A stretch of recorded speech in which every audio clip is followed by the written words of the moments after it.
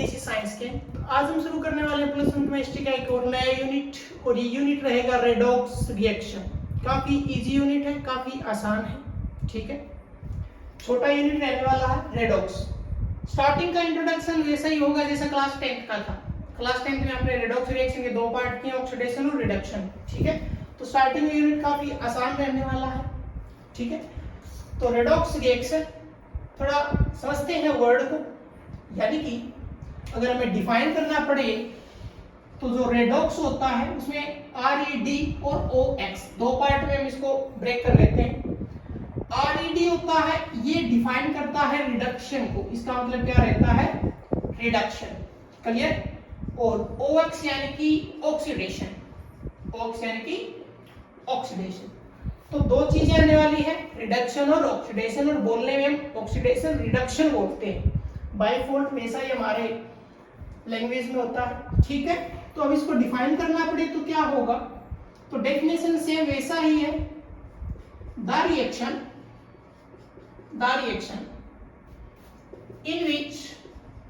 in which oxidation and reduction take place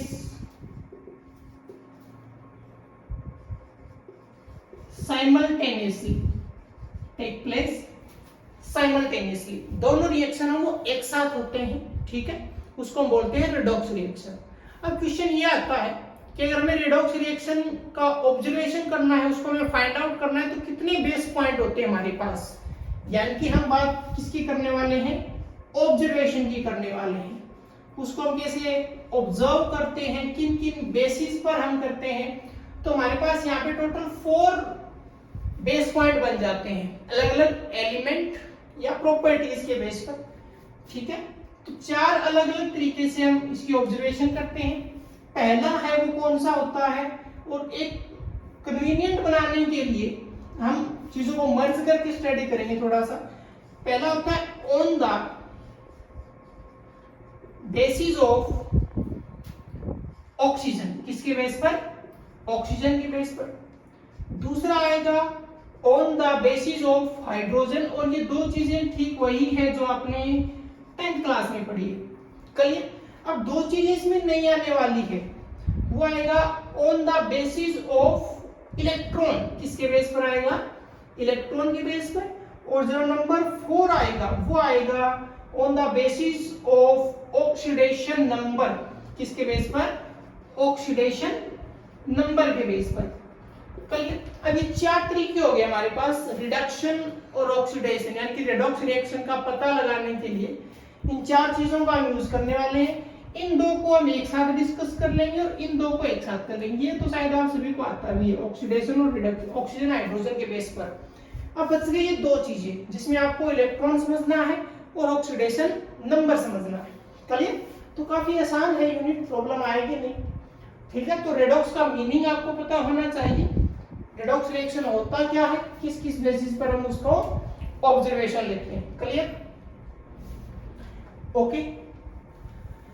तो अब सबसे पहले हम समझना शुरू करते हैं on the basis of oxygen and hydrogen atom, ठीक है, ऑक्सीजन एंड हाइड्रोजन एटम।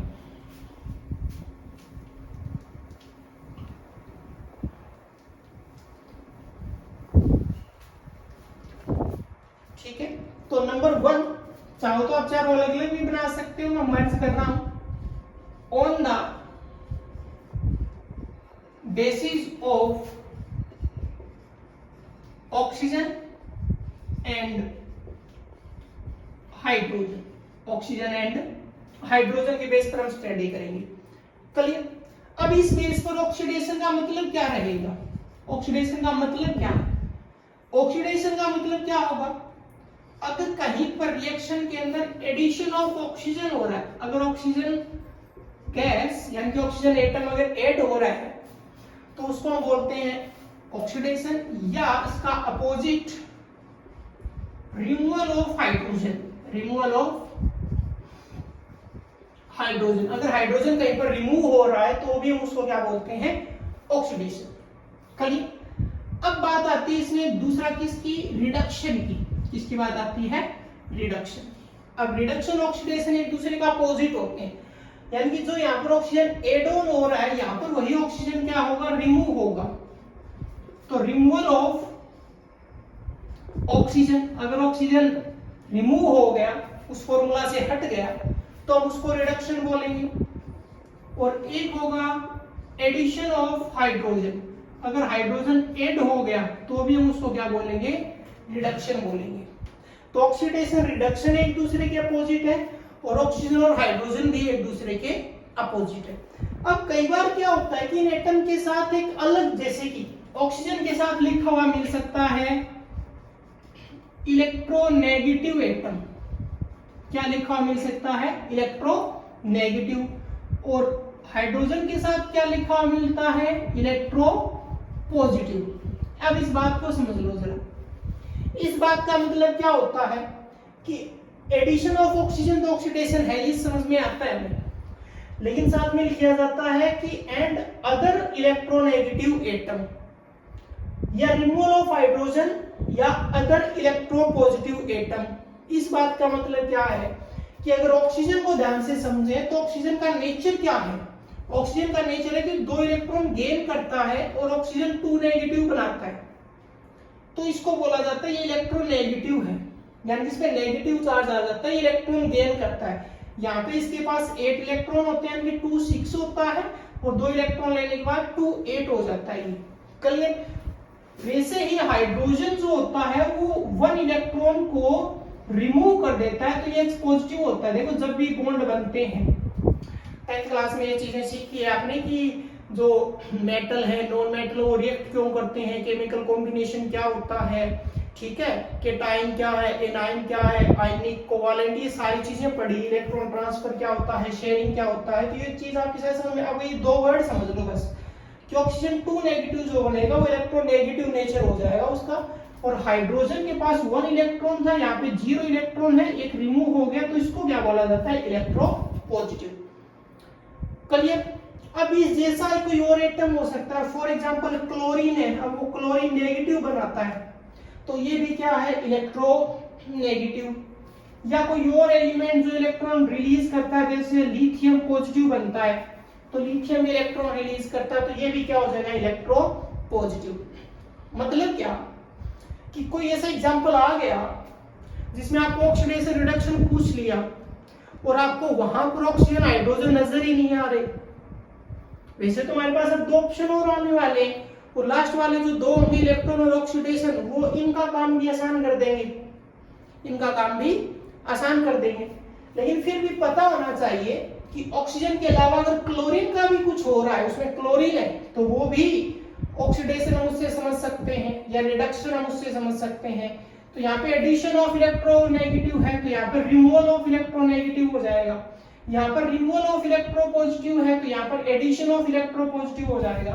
मतलब नेचर देखना है कि रिएक्शन में वो पॉजिटिव बना रहा है या नेगेटिव बना रहा है। क्लियर। ओके, ठीक है। तो ऑक्सीडेशन और रिडक्शन, एक एजेंट वगैरह भी डिस्कस किए जाते हैं जो 10th क्लास में आपको बताए जाते हैं, ऑक्सीडाइजिंग एजेंट क्या है, रिड्यूसिंग एजेंट क्या है, ठीक है, वो सारी चीजें आपको आती होगी। अब समझते हैं इसके थोड़े एग्जांपल, जैसे कि बेसिक एग्जांपल्स, जैसे कॉपर ऑक्साइड रिएक्ट कर रहा है हाइड्रोजन गैस के साथ और यहां से बनेगा कॉपर और प्लस में H2O। अब ये ऑक्सीजन बेस का एग्जांपल है, वैसे इसमें हाइड्रोजन भी है। क्लियर। अब इसमें हम क्या देख पा रहे हैं कि जो कॉपर ऑक्साइड है वो रिएक्टेंट में था और प्रोडक्ट में क्या बन गया, कॉपर। H2 रिएक्टेंट में था और प्रोडक्ट में क्या बन गया, H2O। तो यहां पर ऑक्सीजन हुआ एड, तो इसको हम बोलेंगे ऑक्सीडेशन। यहां पर ऑक्सीजन हो गया रिमूव, इसको हम क्या बोलेंगे, रिडक्शन। क्या बोलेंगे, रिडक्शन। क्लियर। यानी कि ऑक्सीडेशन किसका हुआ, तो ऑक्सीडेशन हुआ है H2 का, और क्या बनाया, H2 ऑक्सीडाइज, पूरा लिखेंगे, पूरा समझते हैं। H2 oxidise and form H2O। Clear. Oxidation हुआ तो वो ऑक्सीडाइज हो गया। उसी प्रकार रिडक्शन किसका हुआ, कॉपर ऑक्साइड का। तो क्या लिखेंगे, copper oxide reduce and form, उसने क्या बनाया, कॉपर। चलिए अब ये तो दो बातें आ गई। अब बात आती है एजेंट्स की कि ऑक्सीडाइजिंग एजेंट क्या है और रिड्यूसिंग एजेंट क्या है। ठीक है, कम शब्दों में करेंगे क्योंकि लगभग पता ही है, इतनी बड़ी बात होती ही नहीं है। ठीक है, ऑक्सीडाइजिंग एजेंट और रिड्यूसिंग एजेंट। तो थोड़ा सा एजेंट को समझ लेते हैं। पहले बात करते हैं ऑक्सीडाइजिंग एजेंट। अब एजेंट का मतलब जो दूसरों के लिए काम करे, work for other, work for other, उसको हम क्या बोलते हैं, एजेंट बोलते हैं। इसका मतलब ये दूसरों को ऑक्सीडाइज करवाएगा, तो हम क्या लिखेंगे, ऑक्सीडाइज टू अदर। ये दूसरे का क्या करेगा, ऑक्सीडाइज, और खुद क्या करेगा, रिड्यूस इटसेल्फ, रिड्यूस इटसेल्फ, खुद को रिड्यूस करेगा और दूसरे को ऑक्सीडाइज करेगा। इसी वे में हम रिडक्शन बना लेंगे, यानी कि रिड्यूसिंग एजेंट। अब जो रिड्यूसिंग एजेंट है वो क्या होगा, इसका अपोजिट। एजेंट जो दूसरों के लिए काम करे, और कैसा एजेंट है, रिड्यूसिंग एजेंट है, तो दूसरे का क्या करेगा, रिडक्शन। तो रिड्यूस टू अदर, दूसरे को रिड्यूस करेगा तो खुद को क्या करेगा, ऑक्सीडाइज। बस इतनी बात समझ लेना। अब अगर मैं सिर्फ इतना ही लिखता हूं, अगर मैं सिर्फ इतना ही लिखता हूं, तो ये जो डेफिनेशन है ये चारों पर अप्लाई हो जाएगी, यानी कि जो हमने आगे इलेक्ट्रॉन और ऑक्सीडेशन नंबर पढ़ने वाले हैं उन दोनों के बेस पर ये अप्लाई हो जाएगी। अदरवाइज अगर मैं यहाँ पे लिख देता हूँ ऑक्सीडेशन में सिर्फ ऑक्सीजन की बात है और हाइड्रोजन की, वो इनके लिए रह जाएगी, तो ये चारों के लिए। तो समझ लेना कि एजेंट मतलब जो दूसरों के लिए काम करता है, work for other, work for other, जो दूसरों के लिए काम करता है उसको हम एजेंट बोलते हैं। अब कैसा एजेंट है, ऑक्सीडाइजिंग एजेंट है, मतलब जो दूसरे का ऑक्सीडेशन करवाएगा तो खुद का क्या करेगा, रिडक्शन करेगा, अपोजिट हो जाएगा, खुद के लिए अपोजिट हो जाएगा। रिड्यूसिंग एजेंट तो दूसरे का तो रिडक्शन करेगा तो खुद का क्या करेगा, ऑक्सीडेशन। अब मैं यहाँ पे आपसे पूछता हूं कि यहाँ पर ऑक्सीडाइजिंग एजेंट कौन है, किसकी वजह से ऑक्सीडेशन हुआ। अब ऑक्सीडेशन करवाने वाला क्या करेगा, भाई वो ऑक्सीजन देगा तभी तो ऑक्सीडेशन होगा। तो यहाँ पर ऑक्सीजन किसने दिया है, कॉपर ऑक्साइड ने खुद का ऑक्सीजन दे दिया, तो यहाँ पर ऑक्सीडाइजिंग एजेंट कौन हो गया, कॉपर ऑक्साइड। इसकी वजह से ऑक्सीडेशन हुआ किसका, हाइड्रोजन का, और खुद का इसने क्या कर दिया, रिडक्शन, कि जो अपना हाइड्रोजन था वो H2O को दे दिया, H2 को दे दिया, खुद अकेला हो गया, तो इसका क्या हो गया, रिडक्शन। क्लियर। और अगर मैं यहाँ पे समझे कि रिड्यूसिंग एजेंट कौन है, तो रिड्यूसिंग एजेंट जिसने रिडक्शन करवाया, किसकी वजह से रिडक्शन हुआ, हाइड्रोजन की वजह से, क्योंकि हाइड्रोजन ने कॉपर ऑक्साइड में से ऑक्सीजन ले लिया, तो रिड्यूसिंग एजेंट कौन हो गया, H2। ध्यान से देखो, तो जो ऑक्सीडेशन हुआ है जिसका, वो बनेगा रिड्यूसिंग एजेंट, और जिसका हुआ रिडक्शन वो बनेगा ऑक्सीडाइजिंग एजेंट। अपोजिट है, चार में से एक फाइंड आउट कर लो। ध्यान से देखो, ऑक्सीडेशन जिसका हुआ, तो अगर ये अपना ऑक्सीडेशन करवा रहा है तो कहीं से ऑक्सीजन लेके आया होगा, और जहां से ऑक्सीजन निकाल लिए तो उसका रिडक्शन हुआ होगा, तो इसकी वजह से रिडक्शन हो रहा है। खुद का तो इसने ऑक्सीडेशन कर लिया, इसका मतलब ऑक्सीडाइज इटसेल्फ और रिड्यूस टू अदर, तो H2 क्या बन गया, रिड्यूसिंग एजेंट।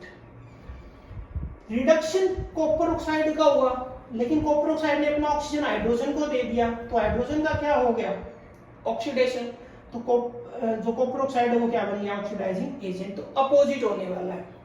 क्लियर, समझ गए। अब आगे देखते हैं, ठीक है। अब एक दो एग्जांपल और देख लेते हैं।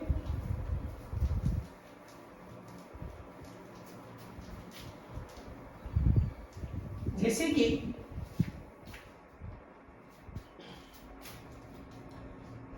Fe2O3 और CO कार्बन मोनोऑक्साइड के साथ रिएक्शन है, प्रोडक्ट बन रहा है Fe+CO2। अब इसमें ध्यान से देखो जरा,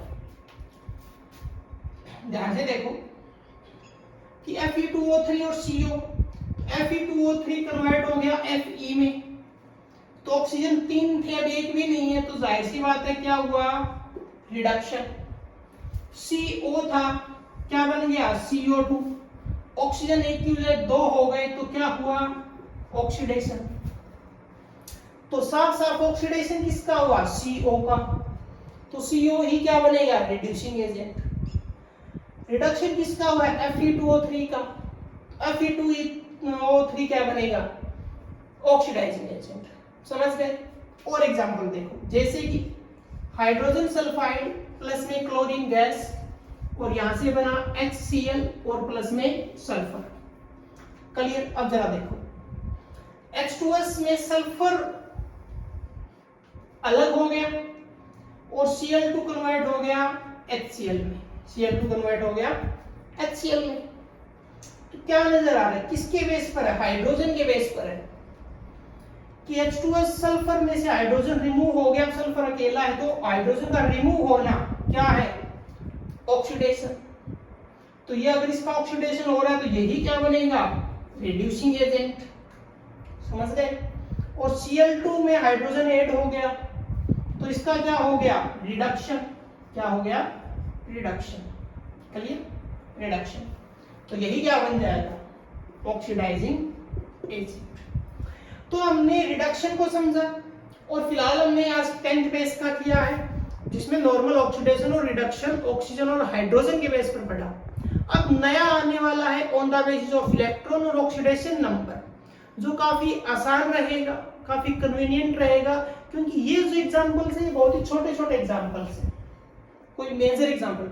जब बड़े इक्वेशन आ जाएंगे तो समझ में नहीं आएगा कि ऑक्सीजन कहां से निकला है, कहां गया है, कि सभी के साथ ऑक्सीजन होगा पता ही नहीं चलेगा, हाइड्रोजन भी सभी के साथ होगा पता ही नहीं। यहाँ दिख तो रहा है कि यहाँ पे O3 था के साथ, यहाँ पे नहीं है Fe के साथ। क्लियर। तो यहाँ तो दिख रहा है साफ साफ, क्योंकि छोटे एग्जांपल्स हैं।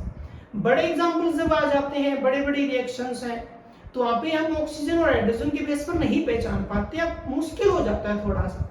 वहाँ पे हमारे काम आता है ऑक्सीडेशन नंबर मेथड या इलेक्ट्रॉन मेथड। क्लियर। तो वो हम कवर करते हैं नेक्स्ट लेक्चर में।